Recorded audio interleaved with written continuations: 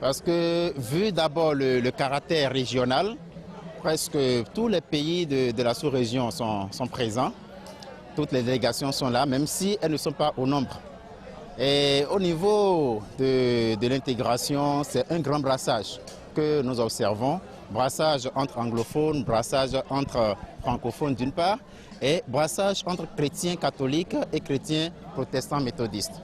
Et cela permet une communion entre tous les enfants de Dieu. Donc le bilan que moi je peux déjà faire ici, c'est un bilan vraiment positif parce que nous avons réussi avec les frères de Thésée à réunir tout ce monde et à vivre cette fraternité.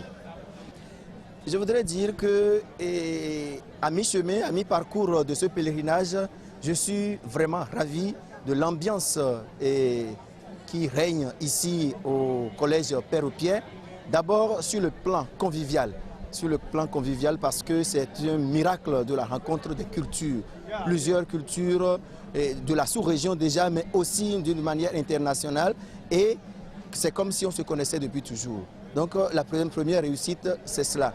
Mais au niveau de la ferveur, je pense également que c'est une grâce, une immense grâce que le Seigneur nous donne, les frères protestants méthodistes et les catholiques, les jeunes qui se brassent.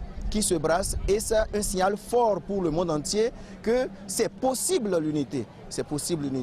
Et en plus, au niveau de ce que nous avons prévu faire tout au long de chaque journée, les matinées en paroisse, ça a été aussi une réussite avec la navette faite par les bus de Ben Afrique et les célébrations en paroisse avec la rencontre des personnes d'espérance que les jeunes ont rencontrées.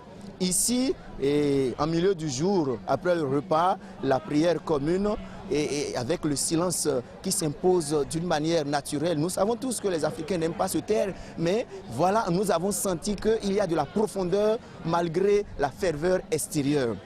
Et dans les après-midi, comme nous venons de le finir, et les ateliers où on voit que tous les jeunes sont intéressés par les différents thèmes qui sont comme un défi pour la jeunesse d'aujourd'hui, au point où les intervenants sont vraiment ravis, ils ne veulent même plus s'arrêter parce que les questions fusent de partout, parce que les jeunes sont intéressés. Donc en gros, je pourrais dire que c'est une réussite, tout au moins pour le diocèse de Cotonou. Je ne sais pas pour les autres diocèses, mais je peux affirmer que ça aura un impact sur la jeunesse catholique du Bénin.